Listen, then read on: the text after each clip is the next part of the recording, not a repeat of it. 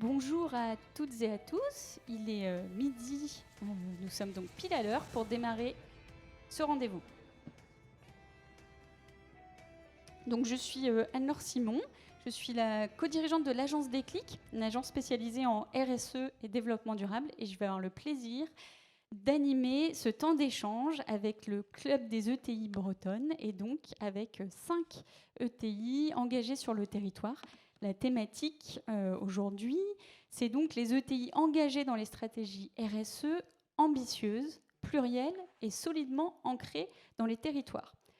Donc, pour m'accompagner, Caroline Hillier-Lebranchu, PDG de La Belle Illoise et également présidente du club ETI Bretagne. Vincent Legendre, président du directoire du groupe Legendre. Pascal Portelli, qui est président du directoire de Delta d'Or. Pierre-Alexandre Pelage, qui est directeur général du groupe Vert. Et enfin Hugues Médy, cofondateur de Niji et vice-président du club ETI Bretagne. Quand on parle de RSE, de quoi parle-t-on ? Et on parle de développement durable, un concept qui est un peu formalisé depuis la fin des années 80 et puis qui petit à petit a été intégré dans le monde économique et a, depuis 2010, été structuré autour d'une norme, la norme ISO 26000, qui cadre les démarches RSE. Donc depuis 2010, les entreprises, même si pour certaines elles étaient engagées sur tous ces sujets bien avant, mais ont un cadre et peuvent progresser sur ces sujets de RSE.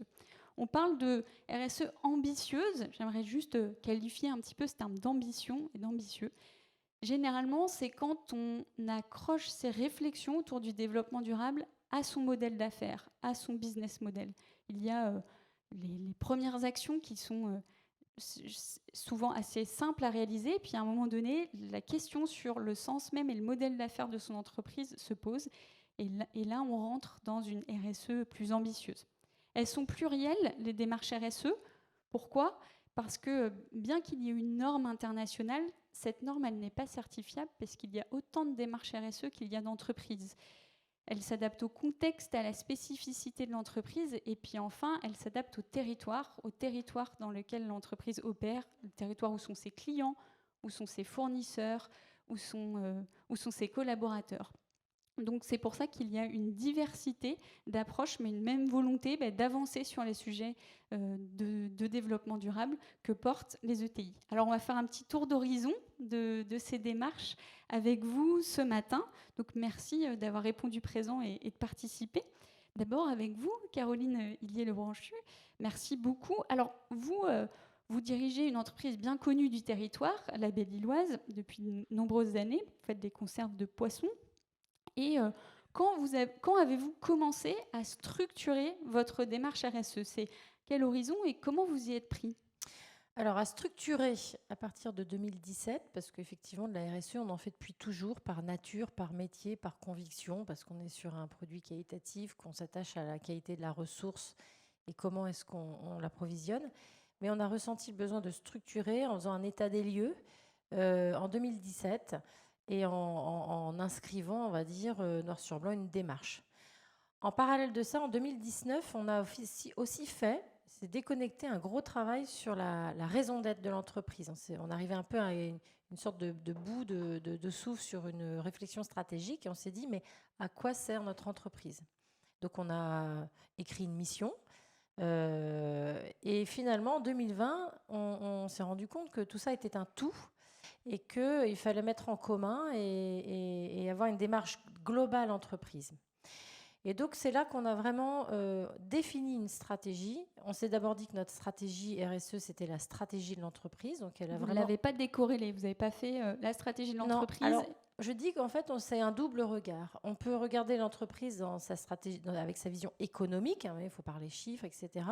Mais finalement, quand on regarde la stratégie RSE, c'est un autre angle de vue, mais il s'agit bien du même plan d'action, des mêmes actions, des mêmes finalités, parce qu'au-dessus de tout, et c'est là que je reviens à la mission, ça répond à cette question, mais que voulons-nous faire de cette entreprise ? Et nous, on a toujours été engagés sur notre territoire, engagés sur la ressource poisson. Mais finalement, en faisant cet état des lieux, on s'est dit que c'était rien qu'on était loin d'être au bout de la course, qu'on faisait même que commencer et qu'on n'avait peut-être même pas conscience de ce qu'on faisait bien ou pas bien, mal. Et donc, on a eu ce désir d'aller beaucoup plus loin. Donc, on a pris 2 décisions en 2021 autour de cette démarche. La première, parce que bien que ce ne soit pas certifiable, pour autant, il existe une norme, la norme ISO 26000, derrière laquelle se sont raccrochés des labels. Nous, on a fait le choix d'un label qui s'appelle le label Enseigne Responsable. Et pourquoi est-ce qu'on a fait le choix d'aller viser un label? Et on est donc labellisé depuis 2 ans maintenant. Eh bien, c'est pour pouvoir bénéficier de ce référentiel de bonne pratique, d'avoir le retour extérieur. C'est-à-dire, finalement, c'est bien de se dire qu'on fait des choses bien, mais c'est bien si quelqu'un nous dit qu'on fait des choses bien, mais aussi qu'on fait des choses pas très bien. Et ça nous permet de progresser, d'aller plus vite, d'avoir une feuille de route pour aller plus vite. Mais c'est encore insuffisant, puisque ça, c'est assez formel. C'est, voilà, on vise un label, on a le label, tous les ans, on augmente, parce que pour conserver le label, il faut progresser. Donc, on est vraiment dans une dynamique de projet. Mais voilà. Et donc, on a voulu aller plus loin pour viser la qualité de société à mission, qui est encore le cran d'au-dessus pour moi, en termes d'engagement, puisque là, on répond à des convictions profondes. On répond à cette question, mais à quoi sert dans cet écosystème, dans ce monde, notre entreprise, et jusqu'où voulons-nous aller? Et donc, là, c'est presque fait, puisque on a voté le changement de statut le 4 septembre, mais notre comité de mission est déjà en place depuis 1 an. Et donc, c'est encore une autre démarche qui vise, en complément du label, qu'on souhaite conserver pour justement s'appuyer sur un référentiel. Voilà, on ne va pas réinventer la roue. Mais il y a vraiment ce crescendo et cette volonté que ce soit toute l'entreprise. Voilà, c'est vraiment la démarche, elle est englobante. Elle concerne la finalité même de l'entreprise. Et donc, vous la portez avec vos équipes? Comment c'est structuré en interne pour faire vivre ça? Vous avez des gens en charge spécifiquement de ces questions? Alors, c'est on a tout fait le monde? le choix de ne pas mettre en place un service RSE, puisque qui dit service RSE dit que c'est finalement l'affaire de quelques-uns. Or, justement, si je parle de stratégie d'entreprise, c'est que c'est l'affaire de tous. Donc, comme c'est la stratégie, c'est tout le monde. Pour autant, ça s'anime. Donc, voilà. Sinon, voilà. Donc, il y a quand même une gouvernance autour de ça. Donc, on a un coordinateur RSE, qui d'ailleurs maintenant sera un directeur RSE, qui est en charge d'animer et d'impulser cette démarche dans l'entreprise, de la piloter avec des indicateurs que l'on suit, des corrections. Enfin, voilà. Derrière, il y a un comité de pilotage qui se réunit régulièrement. On a aussi le comité de mission, donc qui, lui, intègre des salariés, mais pas que, des experts extérieurs. Il y aura aussi un organisme tiers indépendant qui va nous auditer, donc en complément du label d'ailleurs, parce que là aussi c'est audité. Donc oui, ça, c'est quand même quelque chose d'assez lourd, mais finalement, on ne réinvente pas. C'est-à-dire que les actions, c'est nos plans d'action, c'est ce qu'on fait tous les jours. Donc il n'y a pas un contre-plan d'action. Donc c'est assez simple. Il faut le structurer, il faut l'animer, mais on ne va pas chercher des actions qui n'auraient pas été établies par ailleurs. Et en parlant d'actions, justement, vous auriez 1 ou 2 exemples d'actions un peu marquantes, en tout cas pour vous, qui vous ont marqué, que vous avez réussi à mener ces dernières années? Enfin, ouais, alors on a 4 piliers. Donc c'est voilà, 4 piliers, 16 sous-objectifs. Donc ça fait beaucoup de choses. Donc il y a le domaine évidemment social. Donc par exemple, dans les dernières actions qu'on a mis en place, c'est autour du handicap. Donc on fait ce qu'on appelle les duo-days. Donc pour intégrer des gens porteurs de handicap dans l'entreprise pendant quelques jours pour qu'ils vivent avec nous et que nos collaborateurs se rendent compte que finalement ces populations-là sont tout à fait capables de faire aussi leur job. Donc c'est très riche pour eux, pour l'externe et pour l'interne. On travaille évidemment sur la ressource poisson. Donc parfois on a été amené à aussi prendre des décisions assez radicales dans les choix d'approvisionnement. Peut-être même d'ailleurs serons-nous obligés d'en faire d'autres demain. Donc, quand vous parliez tout à l'heure de modèle économique, ça pose la question, si demain on sera société à mission, et ça pose la question de jusqu'où va-t-on. Donc l'idée, c'est pas de tuer l'entreprise, c'est qu'elle continue d'être pérenne et florissante, parce qu'en étant florissante, elle aura un impact plus grand encore, mais c'est pas n'importe comment. Mais donc on a déjà pris des décisions assez fortes concernant des tailles de poissons qui nous ont, par exemple, bloqué en approvisionnement puisque le poisson était trop petit. Donc, c'est une décision assez drastique en termes de provenance, de mode de pêche. Il y a des modes de pêche qu'on a interdits, par exemple. Voilà, on organise des journées. Alors il y a aussi le volet territoire. Donc, on organise des journées entre pêcheurs et nous.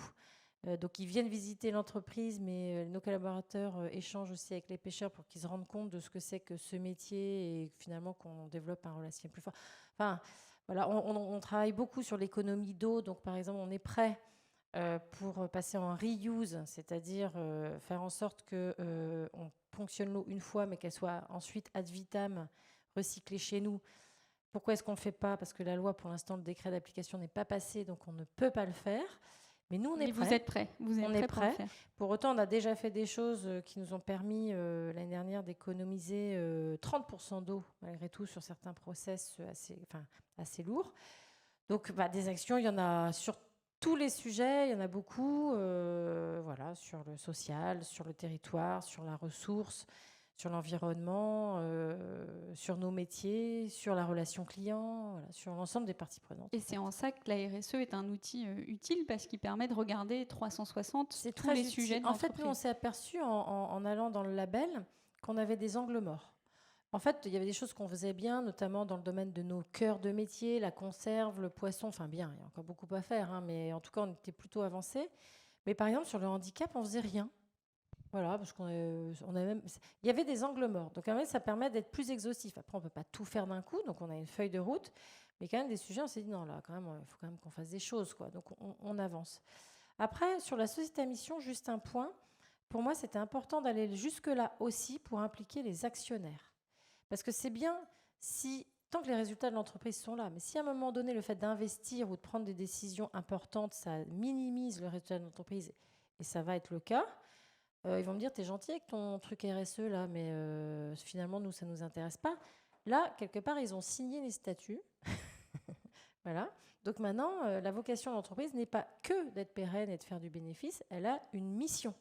Et donc, on est tenu par rapport à cette mission d'avancer. Alors évidemment, les statuts, ça peut toujours changer, mais il y a un engagement, parce que quand même, je ne leur ai pas fait signer sur un coin de table les yeux bandés. Hein. Donc, on a expliqué la démarche, voilà. Donc, ils sont d'accord, ils sont en phase avec ça. Mais d'abord, la vie évolue, peut-être les associés il y aura des enfants qui vont arriver, donc il y a cette question de pérennité. Moi, j'avais besoin qu'ils s'engagent à mes côtés de manière pérenne, dans le temps.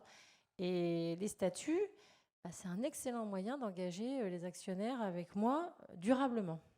Voilà. Merci beaucoup de cette explication de démarche, de montée en puissance de votre démarche RSE avec encore plein de projets pour demain.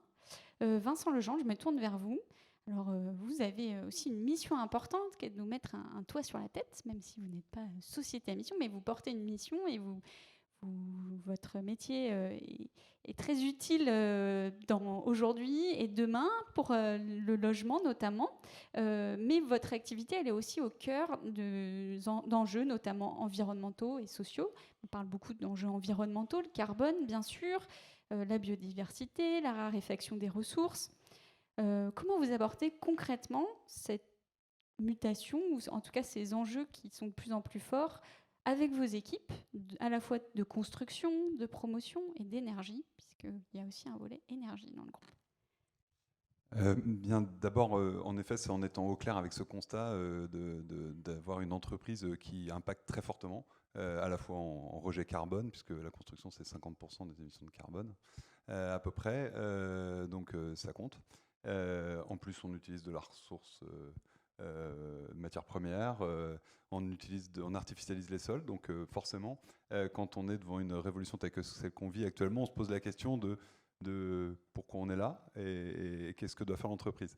Après, nous, notre démarche, on a longtemps fait, je pense, de la RSE sans trop le savoir et puis sans trop le dire.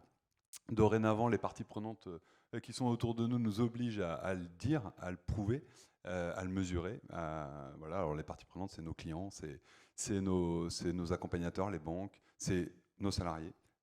Très largement, et nos nouveaux salariés qui vous challenge sur ces sujets, qui nous demandent de nous dire pourquoi on fait ça, pourquoi on ne fait pas autrement, donc on s'engage pour le futur. Donc très clairement, pour fidéliser, pour faire venir et puis pour fidéliser nos nouveaux collaborateurs, il faut se positionner.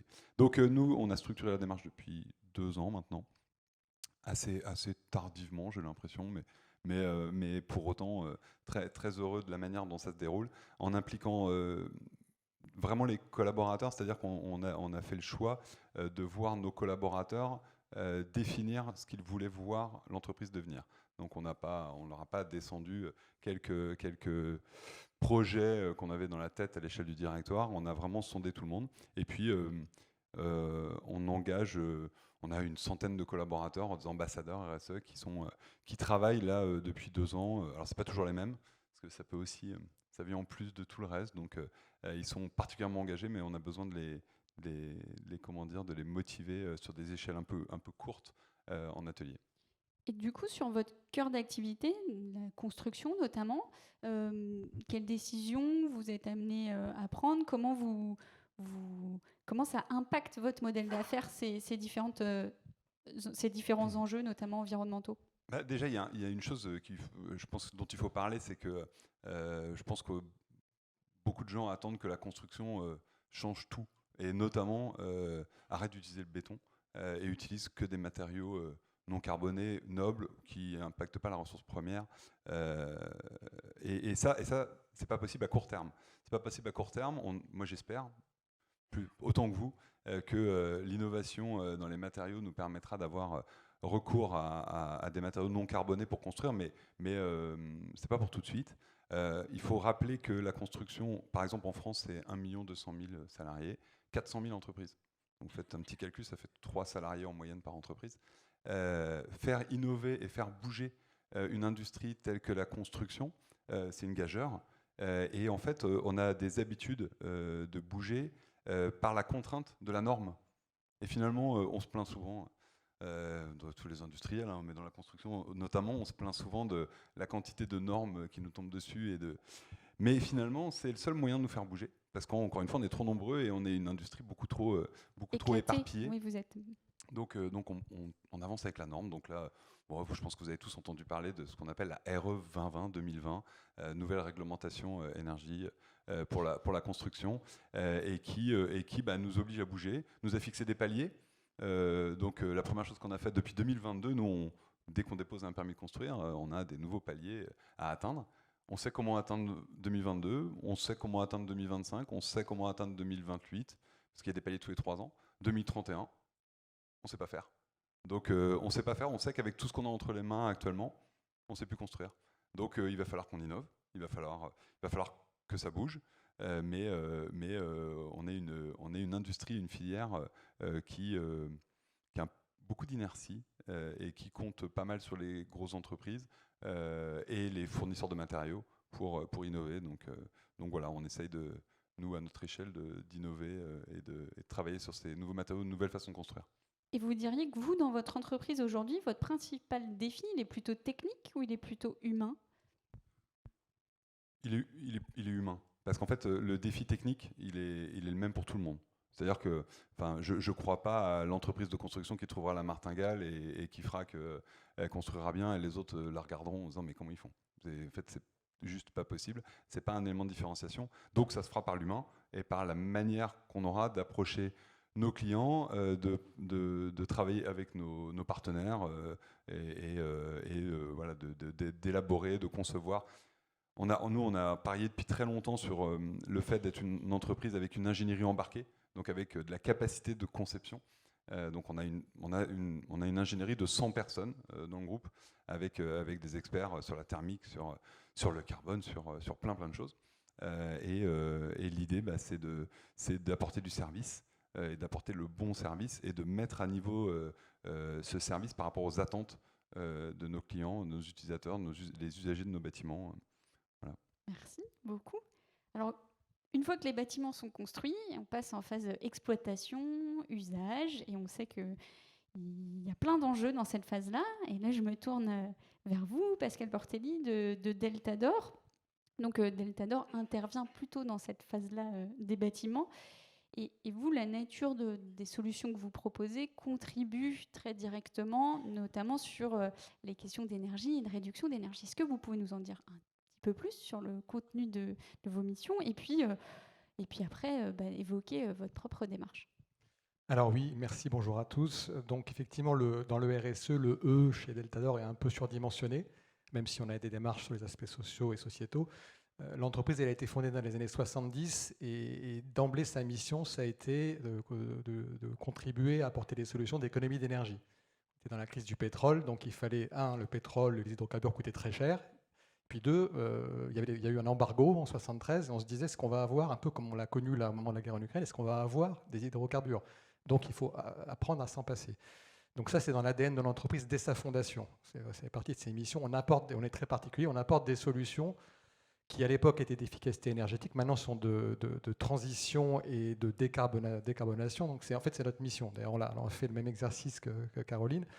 En 2018, on a redéfini, on a reformulé notre raison d'être et c'est devenu, on accompagne, on apporte des solutions à la transition énergétique avec un petit addendum, un petit caveat qui est de dire sans compromettre le confort. Alors, moi, je pense qu'on est beaucoup à penser que si la transition énergétique, c'est un chemin de larmes, on va avoir les gilets jaunes tous les jours et il ne se passera rien en fait. Donc on essaye que ça ne soit pas juste se serrer la ceinture, la transition énergétique. Donc ça, c'est vraiment notre métier. Donc évidemment, on se l'applique à nous-mêmes. On commence par montrer l'exemple. Donc on a une démarche qui est très structurée avec un rapport RSE qui est disponible sur notre site web depuis 2017. Et effectivement, quand on fait passer des entretiens à des candidats, l'écrasante majorité, et en tout cas dès qu'on parle d'emploi de cadre, ils ont lu notre rapport RSE et c'est nous qui sommes interviewés en fait. On nous demande de prouver qu'il y a de la substance, que ce n'est pas juste du papier. Tout ça est accroché à la stratégie de l'entreprise très fortement. C'est pareil, on est comme la Belle-Îloise, on n'a pas une stratégie RSE. La stratégie RSE, c'est la stratégie, ça c'est déclinaison concrète dans des objectifs, par exemple de décarbonation, de cette stratégie. Pour être très concret, on s'est fixé un objectif de baisse de nos émissions carbone de 25% d'ici 2030 et de 90% d'ici 2050. On parle bien de baisse des émissions, on ne parle pas de compensation, on ne parle pas de planter des arbres, on parle de vraiment authentiquement une baisse de nos émissions. Et vos émissions, justement, chez Delta D'Or, elles se situent où ? Alors, je ne sais pas si tout le monde dans la salle a bien en tête les différents, sur la carbonation, les scopes 1, 2, 3, je vais peut-être en une minute le faire. Scope 1, c'est les hydrocarbures qu'on brûle directement. Donc, pour un camion de logistique qui appartient à l'entreprise, on met de l'essence, du diesel, ça c'est Scope 1. Scope 2, c'est ce qui vient indirectement de la consommation d'énergie. On utilise tous de l'électricité, une partie est carbonée, ça c'est le Scope 2, puis Scope 3, c'est tout le reste. Chez nous, Scope 1 et 2, c'est 1% de nos émissions. Donc on peut tourner dans tous les sens comment avoir moins de camions pour nos livraisons. Si on est super bon, qu'on divise par même 90%, on aura fait 0,9%. 90 de 1. Donc c'est évidemment pas comme ça qu'on arrive à moins 25 ou à moins 90. C'est pas ça qu'il faut s'attaquer. Alors il faut s'y attaquer, évidemment. On n'a pas envie de mettre des camions sur la route pour rien, mais c'est pas ça qui résout le gros du problème. On est un peu extrême, mais on n'est pas la seule entreprise dans ce cas-là. Et donc, il faut s'attaquer au scope 3, qui est en fait tout ce qui est indirectement dans le processus de production. Et donc, essentiellement, le type qu'est-ce qu'on achète, on fait de l'électronique essentiellement, donc les composants qu'on achète, qu'on utilise, soit décarbonés, et puis en aval, l'utilisation de nos produits. En gros, l'amont, c'est 2/3, et l'aval, donc ce que nos produits consomment, d'électricité, de piles, le recyclage, du plastique, combien ça consomme. Tout ça, ce n'est pas des choses qu'on maîtrise, nous, intégralement. Autant on peut dire, je passe toute la flotte de véhicules entreprises à l'électrique, ça, c'est une décision qu'on peut faire tout seul. Ça a un peu de coût, ça demande un peu d'organisation. La flotte de véhicules, chez nous, c'est 0,8% d'empreinte carbone. Donc pareil, on est très très bon, on va gagner 0,7%. On n'a fait qu'une goutte dans l'océan. Donc ça veut dire qu'il faut embarquer tout notre écosystème. L'amont, tous nos fournisseurs. Si on veut faire moins 90, il faut que tous nos fournisseurs fassent moins 90 avec nous. Bon, on a jusqu'à 2050. Moins 25% en 2030, c'est très très proche. Dans 7 ans, nous, on fait des produits qui durent 10-15 ans. Donc il y a déjà des produits qu'on a conçus, qu'on va vendre, dans lesquels on ne peut déjà plus rien faire. Le produit, il est sorti. Donc ça veut dire, pour faire moins 25%, que sur les produits qu'on sort dans les 7 prochaines années, il faut y aller franchement. Et donc, on a maintenant une démarche auprès de tous nos fournisseurs dans laquelle on leur demande de nous accompagner dans notre démarche RSE. On leur demande des engagements, on leur donne du temps. On ne met pas le couteau sous la gorge en disant dans 6 mois, il faut que vous soyez à moins 30. Ce n'est pas réaliste.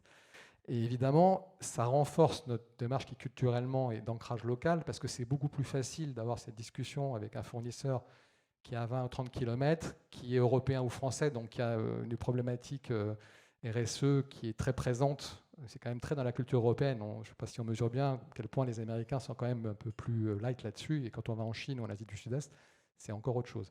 Donc là, et puis ça s'inscrit dans la durée.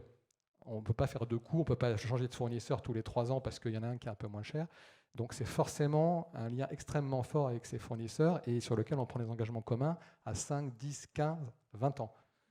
Donc, Et dans la dimension de bilan carbone, je ne sais pas si dans la salle vous êtes très familier pour ceux qui le sont, scope 1, 2, 3, mais il y a aussi le scope 4. Et le scope 4, c'est particulièrement en lien avec le modèle d'affaires de l'entreprise et sa contribution. Alors, je veux bien que vous nous en disiez 2 mots, Pascal, s'il vous plaît, parce que je pense que c'est une notion dont on va de plus en plus entendre parler. Alors, Scope 4, c'est quelque chose qui n'existe pas officiellement. Beaucoup en parlent, mais il n'y a pas de normes de façon officielle de calculer. Mais c'est ce que nos produits, nos solutions permettent d'éviter chez nos clients. Voilà, donc, pour donner un exemple, il y a beaucoup, l'Étador est leader du thermostat en France. Dans notre Scope 3, il y a la consommation d'énergie du thermostat. Ça, soit c'est branché sur secteur, soit il y a des piles, donc ça émet du CO2. Par contre, on ne mesure pas ce que ça permet de sauver. Et ce que ça permet de sauver, ça peut être 20, 50, 100 fois supérieur à ce que consomment les piles ou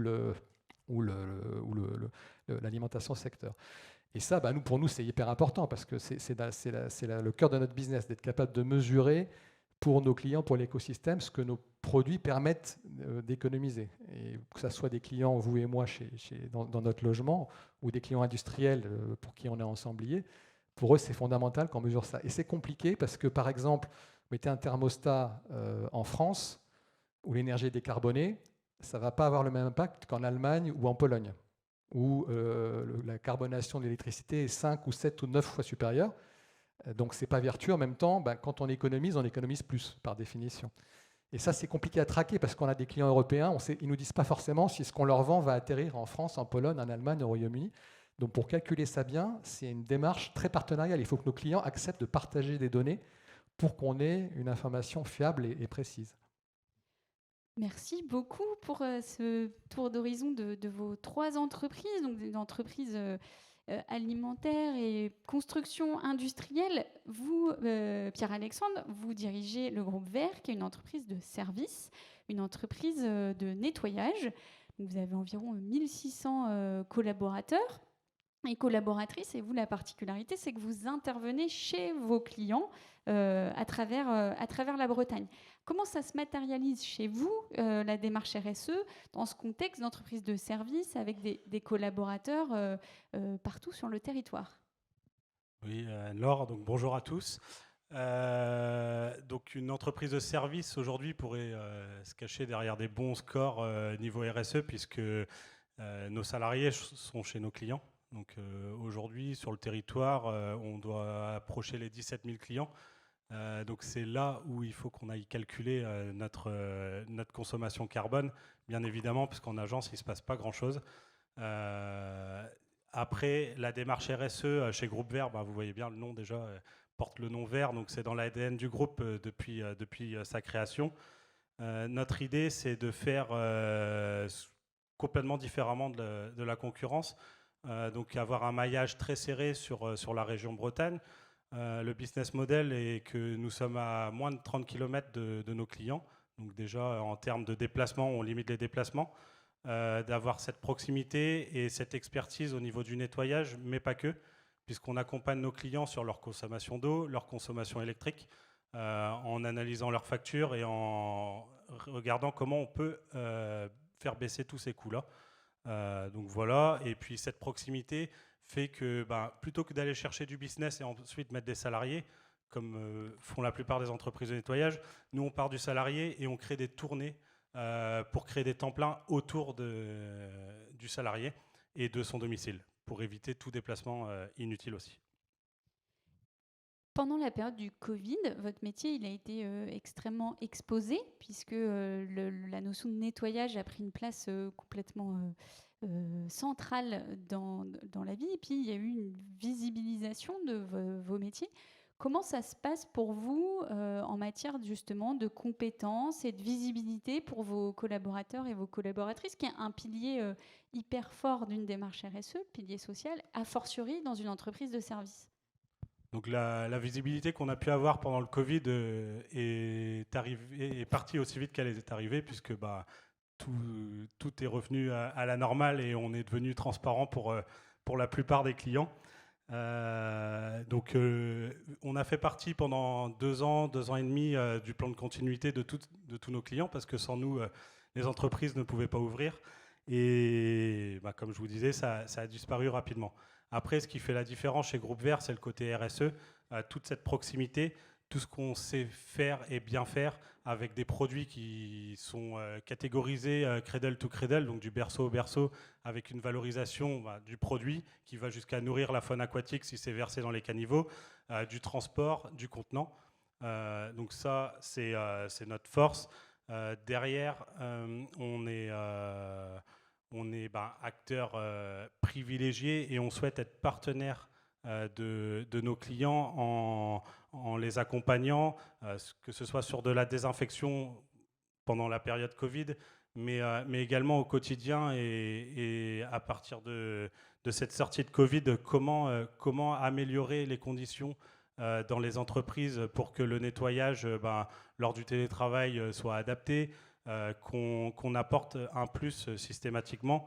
Et la partie RSE, pendant le Covid, ne nous a pas vraiment aidés, mais c'est plus aujourd'hui, puisqu'il y a des obligations pour les fournisseurs d'avoir des certifications ou au moins des démarches RSE. Donc c'est là où les entreprises nous appellent pour répondre à tous ces besoins-là.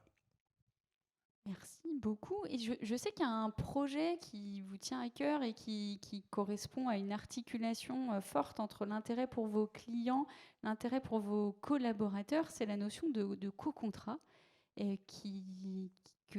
dans lequel vous croyez, que vous mettez de l'énergie. Est-ce que vous pouvez nous expliquer un petit peu cette notion de co-contrat ? Donc c'est parti d'une discussion avec un client qui est McDonald's. Donc on a beaucoup de McDonald's sur la région Bretagne et nous avons des emplois précaires temps partiel, ils ont des emplois précaires temps partiel. Donc l'idée c'était de construire des temps pleins au même endroit avec les mêmes salariés, donc de créer des co-contrats entre McDonald's et Groupe Vert. Et donc c'est parti de cette démarche, ça fonctionne très bien. Donc aujourd'hui on a des salariés qui sont payés par Groupe Vert et par McDonald's. McDonald's a pris parti de prendre, on va dire, la différence entre leur salaire et le nôtre en charge. Et donc là, nous sommes en train d'auditer 100% de nos clients pour voir si chez eux, ils ont des gens qui seraient intéressés pour partir sur cette même démarche et derrière déployer ça. Et pour fidéliser le personnel dans un milieu précaire qui est le nettoyage, il n'y a rien de mieux que des temps pleins au même endroit et éviter les déplacements. Donc là, on a audité, on commence à auditer les clients, on a des retours, on va partir sur des multisites de la même façon que McDonald's. Merci beaucoup. On voit à travers cet exemple le lien direct avec le modèle d'affaires de l'entreprise, la contribution et la collaboration avec des différents clients et donc l'avancée, le progrès que ça peut apporter. Vous en disiez 2 mots, Vincent et Pascal, juste avant, sur la notion d'écosystème. C'est-à-dire que pour avancer sur ces sujets qui sont complexes, qui sont interconnectés, il faut travailler avec ses clients, il faut travailler avec ses fournisseurs. Vous me disiez, le temps des chartes d'engagement est un peu fini. Il faut travailler sur des projets très concrets, très opérationnels avec ses clients et ses fournisseurs. Vincent, vous disiez tout à l'heure, j'attends et on espère avec l'innovation pouvoir progresser. Comment ça se passe la relation avec vos fournisseurs, notamment vos fournisseurs de matériaux et vos équipes notamment d'innovation et de recherche? Comment vous arrivez à travailler en réseau pour aider à améliorer votre profession tout entière à travers les différents clubs ou autres? Mince, pas très bien. Mince, j'ai une mauvaise réponse à une question. Pas très bien. En fait, ça, pour le coup, c'est quelque chose qui est vraiment amélioré. Dans la construction, il y a le monde des fournisseurs de matériaux qui innovent dans leur coin et il y a le monde des constructeurs qui réfléchit à comment mettre en œuvre les nouveaux matériaux qui leur sont envoyés. Et à chaque fois, c'est une découverte à peu près abominable. Donc c'est quelque chose qui ne fonctionne pas très bien pour le coup et qui est largement amélioré. Nous, on a une cellule de R&D qui fait de la recherche en fait, de mise en œuvre et de nouvelles mises en œuvre, de nouvelles façons de mise en œuvre pour limiter l'utilisation de matériaux carbonés, notamment du béton. Mais voilà, on réfléchit en fait à côté des industriels. Donc, en fait, quand vous me posiez la question, je suis en train de me dire qu'il y avait quelque chose à creuser là, auquel je n'avais pas forcément réfléchi. Mais articulation fournisseurs, constructeurs, parce qu'il faut quand même rappeler que les constructeurs, on est des assembleurs, hein, et on n'est que des assembleurs très souvent, qui est à approfondir. Même si, voilà, nous, on a déjà des exemples très, malgré tout quand même, pour mettre quelque chose de positif. On a des relations très, très fortes avec les fournisseurs de béton qui font des progrès considérables. Alors ça reste le béton un matériau très carboné, mais déjà très largement moins carboné que le béton d'il y a 10 ans. Et ça, globalement, personne ne le sait. Et les progrès sont déjà fulgurants. Voilà. Merci beaucoup. Je me tourne vers vous, Hugues. Hugues, donc vous dirigez l'entreprise Niji, une entreprise de numérique. Donc vous faites du conseil, du design, de la technologie sur les questions numériques. Vous avez évidemment votre propre réflexion sur les impacts de votre activité et sur ce que vous pouvez concevoir en tant qu'entreprise du numérique, que ce soit du Green IT, de l'accessibilité. Et puis, vous avez aussi le numérique qui sert toutes les autres entreprises sur les questions de transition et peut être un support à ces transitions. D'abord sur la démarche de Niji en elle-même et les réflexions et comment vous intégrez ces questions de sustainability dans Niji et à quel niveau ça se situe. Alors bonjour à toutes et à tous. Donc je ne vais pas paraphraser mes prédécesseurs. On s'est engagé aussi, et vous le savez bien Laure, puisque c'est avec Déclic qu'on l'a fait en 2020, et avec grande satisfaction d'ailleurs, je tiens à le dire, dans une démarche RSE. On faisait déjà de la RSE comme Monsieur Jourdain depuis longtemps, parce que globalement, à commencer par moi et le management de l'entreprise au sens un peu plus large avait une sensibilité sociale, environnementale et que sais-je encore relativement bien développée. Il fallait donc le ramasser, si je puis dire, l'ordonner, le mettre en perspective autour de 5 piliers, non pas 4, comme Caroline l'évoquait tout à l'heure. Et c'est porté par un membre de la direction qui, comme ça a été dit, aussi l'anime et ne le fait pas tout seul en centrale. C'est partagé largement dans tous les processus de l'entreprise. Et on a probablement à peu près autant de points de progrès que le nombre que citait Caroline. Et on suit ça de très près, on mesure, comme d'autres l'ont dit, on engage.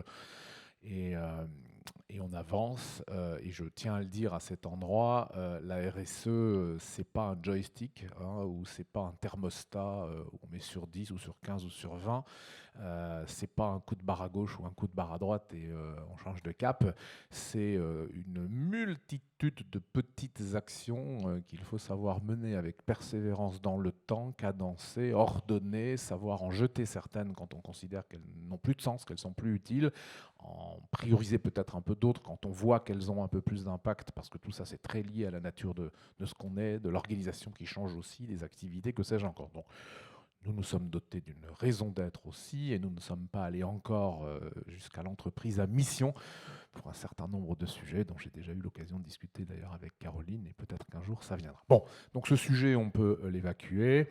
Un exemple pour rebondir sur ce que disait mon camarade de jeu, s'agissant du ménage. On travaille avec des entreprises qui salarient des travailleurs handicapés, ce qui nous permet d'apporter notre pierre à l'édifice sur ce sujet, et on ne les fait pas venir le matin tôt ou le soir tard pour que personne ne les voie, ou tout au moins qu'ils n'embêtent personne. Ils vivent avec nous tout au long de la journée. Donc en matière d'inclusion, c'est extraordinaire. Et bien évidemment, la qualité du service rendu, au final, quand on le regarde dans un prisme un peu traditionnel, un peu conventionnel, n'est pas tout à fait la même que ce qu'on peut trouver dans une approche plus industrielle. Mais au final, on participe à la co-construire par cet échange au quotidien avec les personnes qui vivent avec nous, et on a à la fin un résultat jugé bien meilleur, parce que reflet de ce qu'on veut faire, de ce qu'on veut prioriser, et de ce sur quoi aussi on est amené à faire des concessions. Si je prends un verre dans mon bureau un soir avec un collègue ou un ami dirigeant qui vient me rendre visite, vous connaissez ça, Anne-Claire, vous êtes venue, Caroline le connaît aussi, Pascal aussi, bon, tu viendras bientôt. Bon, c'est sûr sympa. qu'avant, C'est très sympa. quand je laissais les verres sur la table et éventuellement la bouteille vide, quand je revenais le matin au bureau, tout était nickel, les verres étaient rangés dans l'armoire, étincelants, la bouteille avait disparu, bon. Voilà, aujourd'hui, c'est plus tout à fait comme ça. Et alors, j'ai qu'à laver mes verres moi-même et aller m'occuper de ma bouteille. Bon, donc ça, c'est réglé. Deuxième sujet, oui, nous sommes une entreprise du numérique à travers principalement 3 métiers. Un métier de conseil qui consiste à rentrer en intimité avec les enjeux, les problématiques de nos clients et à voir en quoi le numérique peut les conduire à adapter leur stratégie, leurs solutions, leur organisation. Donc, vraiment communier d'un point de vue fonctionnel avec ce que sont nos clients et les aider à inventer des fonctionnalités, des services, des façons de faire nouvelles à base de plus de numérique. Un métier de design qui consiste à mettre l'utilisateur au cœur de tout ce qu'on fait, c'est-à-dire que tous les dispositifs numériques qu'on délivre, qui sont très souvent interactifs, vous le savez bien, vous avez tous un smartphone, si on veut qu'il soit utilisé, voire plébiscité, il faut déployer un certain nombre d'expertises qui appartiennent plus au monde de la psychologie, de la sociologie, de l'anthropologie, de l'ethnologie, de l'ergonomie ou de la direction artistique ou du graphisme ou que sais-je encore. Donc on a tous ces étages du design, design cognitif, donc l'interaction, design ergonomique, l'interface, et design graphique, artistique, visuel, l'écran. Bon. Et puis ensuite, on donne vie aux idées, on fabrique les dispositifs. Donc là, c'est le même métier que l'un des métiers de Vincent, enfin que le métier majeur de Vincent. Nous sommes un BTPiste, nous sommes un constructeur, sauf que notre ciment à nous, ou notre pâte à modeler, Vincent ne construit pas en pâte à modeler, mais c'est un autre exemple, ça s'appelle le logiciel, dont c'est quelque chose qui est totalement immatériel, mais qui pour restituer fonctionnellement quelque chose à l'usage doit tourner, comme on le dit, sur des ordinateurs, sur des machines qui, elles, pour le coup, sont consommatrices d'énergie et engagent quelque part sur les transitions écologiques, environnementales. Alors, et Hugues, comment ça impacte du coup vos métiers? alors ces justement, on a appliqué à ces 3 métiers, mais avant de dire qu'on l'avait appliqué à 3 métiers, il fallait que je dise un peu ce qu'était chacun de ces métiers pour que chacun mesure bien que ces métiers sont très très différents unitairement et que par conséquent, la façon avec laquelle on va intégrer cette éco-responsabilité sera différente. Donc, sur le conseil, c'est faire en sorte que les services et les fonctionnalités qu'on essaye d'inventer auprès de nos clients soient dans leur cinématique, dans ce qu'elles vont supposer être leur implémentation technologique ensuite, et donc à quelque part leur consommation énergétique et leur carbonation, qu'elles soient les plus frugales possibles. Et on a régulièrement des clients qui sont des spécialistes de beaucoup de choses et qui ont par défaut la tentation d'imaginer des choses très compliquées, des fonctionnalités très riches, des services très complets. Et donc là, la démarche, c'est de leur dire, attendez, est-ce que vous êtes sûr que tout ça, ça va être utile? Est-ce que vous êtes sûr que dans votre modèle d'affaires, ce petit 20% de fonctionnalités en plus là, sur lequel vous nous cassez les pieds va ramener 80% de votre bas de page? Ou est-ce que finalement, le fait de ne pas le faire, ça ne pèsera que sur 5% de votre bas de page, auquel cas, vous pouvez vous en passer? Donc, on instille un peu de frugalité, un peu de sufficiency dans cette phase amont de conseil pour faire que les aspects fonctionnels sur lesquels on aide nos clients à progresser soient simplifiés. Et d'ailleurs, notre raison d'être, c'est contribuer au développement des territoires, des entreprises et des salariés par un numérique utile. On a choisi le terme utile. Il faut toujours se poser la question de l'utilité. Et l'utilité, c'est souvent, bien plus qu'on le pense, la simplicité et pas toujours la complexité au nom de l'exhaustivité. Et accessoirement, les clients finaux n'ont pas toujours de quoi se payer l'exhaustivité. Donc ça ne sert à rien d'aller dans la complexité. On peut rester dans la simplicité et l'utilité et on sera donc plus dans la frugalité. Ça, c'est le conseil. Le design, je l'ai dit, c'est l'interaction entre l'utilisateur et le dispositif interactif. C'est toutes ces interfaces que vous utilisez sur les 3 ou 4 écrans que vous utilisez en moyenne chaque jour que Dieu fait. Alors là, vous le savez tous, c'est une débauche de vidéos, d'audio, de couleurs, de formes qui bougent dans tous les sens. Ben oui, ok, peut-être, c'est l'effet waouh, mais est-ce qu'on en a besoin? Et si on sait se figurer ce que ça va vouloir dire que de le mettre en œuvre technologiquement derrière, ce qui est notre cas, puisqu'on ne s'arrête pas au conseil ni au design, mais on est coupable de réaliser et de donner vie aux idées, et donc à quelque part impactant de ce que va consommer l'exécution de tout ça sur le plan énergétique. Alors là, on essaye de calmer nos clients en leur disant, ben non, essayez d'avoir une approche un peu plus raisonnable de l'interaction, de l'interface, des écrans, et moment de pub, si vous voulez voir ce que ça peut donner dans une approche un peu radicale. Pas tout de suite, s'il vous plaît. Après la plénière, vous faites www.niji.fr et vous verrez ce que peut donner une interaction, une interface et des écrans totalement éco-responsables avec, pour tout ce qu'on a fait, des points de mesure. On est capable de vous dire, la personne qui sait vous le dire est dans la salle d'ailleurs, combien on a économisé à chaque endroit et pourquoi. Et comment. Bon, mais il ne suffit pas de concevoir après avoir imaginé, il faut réaliser BT-Piste avec notre pâte à modeler, le logiciel. Et donc là, dans la façon avec laquelle on implémente le logiciel, dans les choix de programmation, les choix programmatiques que l'on fait, on utilise des outils de calimétrie qui permettent de nous assurer d'une éco-responsabilité maximum. Des outils de calimétrie comme on en a connu en d'autres temps pour des logiciels critiques, dans l'aéronautique par exemple, où il s'agissait de s'assurer d'une qualité pour porter une mission critique. Ben là, ce n'est pas une qualité pour porter une mission critique, ça peut l'être aussi d'ailleurs, c'est une qualité pour porter un engagement d'éco-responsabilité.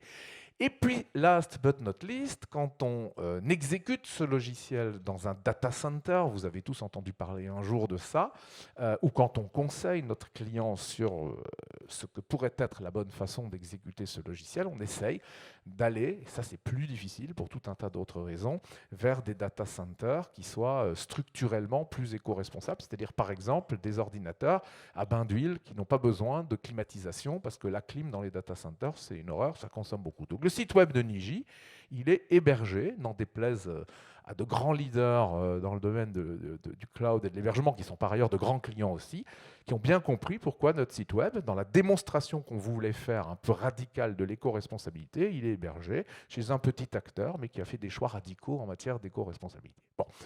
Donc ça, c'est comment Niji distille, instille en permanence ses engagements environnementaux dans ce qu'il fait. Alors, à condition que le client le veuille. Ça, c'est l'heure de vérité. Et alors vos clients? Nos clients font beaucoup de conférences sur leur engagement en la matière, mais quand vient le moment de faire des choix, c'est juste un peu plus compliqué. C'est pour ça que je dis qu'il ne faut pas s'emballer non plus. C'est une longue dérivée qui amènera du progrès. Ce faisant, certains d'entre eux ont des obligations réglementaires, des obligations en matière de taxonomie, des obligations qui peuvent être coercitives, des obligations qui peuvent être, ou des possibilités qui peuvent être incitatives. Et donc, ils veulent mesurer, ils veulent reporter. Donc là aussi, le numérique arrive, c'est-à-dire qu'on a de plus en plus d'entreprises qui ont à leur capital des fonds de capital investissement vers lesquels elles doivent reporter de ce qu'elles font en matière de transition, formellement à travers des tableaux de bord, parce que les gens qui travaillent dans la finance, ils adorent les tableaux. Et on va pas passer son temps avec Excel tous les jours. Et donc, on est dans des logiques de construction de mini-systèmes d'information qui permettent de reporter au fond, sachant que le fond lui-même, dans la plupart des cas, pas forcément pour au moins un que je vois dans la salle aujourd'hui, il a des bailleurs multiples, donc il doit à son tour rendre des comptes. Et dans tous les cas, de toute façon, il doit rendre des comptes à l'Europe, etc. Donc il doit aussi reporter. Donc ça, c'est une autre dimension du numérique dans ces transitions. C'est qu'on a de plus en plus de clients qui ont des obligations de reporting, et donc on les aide à concevoir et à réaliser ces outils de reporting, en lien d'ailleurs avec des professionnels de cette transition, de cette matière RSE. Et Anne-Laure, vous le savez bien, Déclic en est parfois. Voilà. Et puis après c'est le gros du morceau, c'est que quoi de mieux que de prioriser dans sa stratégie de développement commercial des acteurs qui sont clés dans la transition énergétique, environnementale, climatique, que sais-je encore. Le secteur des 3 E, c'est comme ça qu'on l'appelle, énergie, eau, environnement, représente 30% du chiffre d'affaires de Niji. Donc c'est un secteur vers lequel on se presse, parce que c'est un régal de mettre le numérique au service des missions qu'ont ces acteurs de l'énergie, de l'environnement, de l'eau, du recyclage, de la valorisation des déchets, que sais-je encore, et qui ont énormément besoin de numérique. C'était le sujet de la table ronde à laquelle je participais juste avant, de 10h à 11h, avec nos amis de La Croix et de Veolia. Et on en a débattu pendant 1 heure. Et donc, dans la façon avec laquelle vous pouvez véritablement intégrer les énergies renouvelables multiples dans un mix de production, dans la façon avec laquelle vous pouvez accompagner progressivement un changement du paradigme d'asservissement de la production à la consommation pour aller vers une consommation qui tienne un peu plus compte de ce que la production sait faire, dans la manière avec laquelle vous réconciliez les intermittences des productions d'énergie renouvelable, parce que quand c'est des éoliennes, il faut du vent, quand c'est du photovoltaïque, il faut du soleil, quand c'est de la méthanisation, il faut des cochons, quand c'est etc. Il n'y a pas toujours du vent, il n'y a pas toujours du soleil, il n'y a pas toujours des cochons. Donc dans la façon avec laquelle vous réconciliez ces énergies renouvelables pour restituer à l'utilisateur une forme de permanence de production, il y a énormément de logiciels. La mobilité électrique, c'est bourré de numérique. Les infrastructures de rechargement de véhicules électriques, les applications d'accès à ces services qui vous permettent, quand vous êtes sur la route, que vous commencez à être vigilant sur votre charge restante, d'identifier, de vous enregistrer sur la prochaine borne.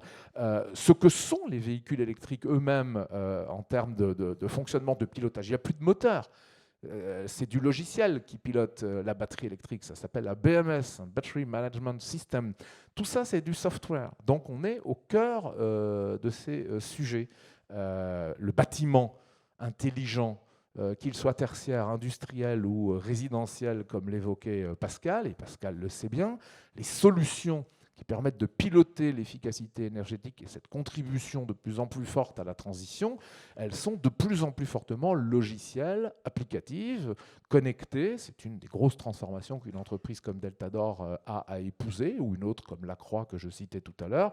Et donc, ces acteurs sont forcément des clients majeurs pour nous. Voilà, pour donner quelques exemples d'implication. Merci beaucoup, Hugues, pour cette passage en revue. En effet, il y a la première étape, la démarche RSE que toute entreprise doit mettre en place pour réduire ses impacts. Il y a ses offres, comment elle intègre ça dans son business. Et puis, il y a ses choix aussi après d'orientation vers tel ou tel secteur, tel ou tel client.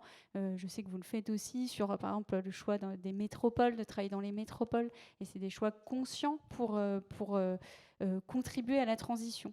Merci beaucoup pour ce tour d'horizon. Je vais passer la parole à vous, Caroline, pour conclure cette table ronde, plutôt avec votre casquette de présidente du club des ETI.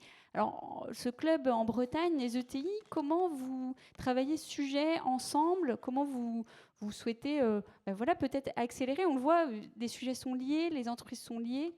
Comment vous travaillez ça au club? Déjà, on l'a vu, les métiers que l'on représente ici ne sont d'ailleurs qu'un échantillon de la diversité des activités que nous avons au sein du club. Donc, les problématiques ne sont pas les mêmes, vous l'avez dit en introduction, selon qu'on soit dans tel ou tel métier, sur tel ou tel territoire, en ville ou pas en ville, avec telle ou telle catégorie de clients, les réponses ne seront pas les mêmes. Comment apporter de la valeur ajoutée à cette diversité? Et en fait, on s'aperçoit que dans les échanges, dans les écoutes, on peut faire des ponts. Moi, je ne peux pas faire une stratégie RSE qui soit la même que Vincent, mais en revanche, il y a peut-être des idées à prendre chez l'un et chez l'autre. Donc, pour orchestrer ça, on a mis en place une commission RSE qui rassemble ou des dirigeants ou des responsables RSE ou autre chose ailleurs, parce qu'on voit aussi que les réponses apportées, mais les organisations mises en place dans les ETI ne sont pas les mêmes. Donc, on n'a pas tous le même niveau de maturité, on n'a pas tous des responsables RSE. Donc, voilà, on réunit cet ensemble pour réfléchir, pour échanger, pour partager des bonnes pratiques. Ça, c'est la première chose. Donc, il y a une question d'émulation, en fait. C'est un sujet qu'on met régulièrement sur la table, sur lequel on veut régulièrement échanger, pour s'inspirer, pour apporter des idées. Mais aussi, ce sera l'étape d'après, mener des actions. Parce qu'on peut aussi collectivement, sur un bout de territoire, sur toute la Bretagne ou sur le Morbihan, mettre en place des actions en commun ou mettre en commun des fonds ou des sujets ou des ressources pour adresser un sujet. C'est ce qu'on veut faire au sein du club ETI et bénéficier de cette diversité, en fin de compte. Merci beaucoup. Merci à toutes et à tous. Et merci également aux équipes organisatrices du FEP pour organiser toute cette table ronde. Et puis, je vous propose d'applaudir nos participants intervenants. Vous pouvez triver.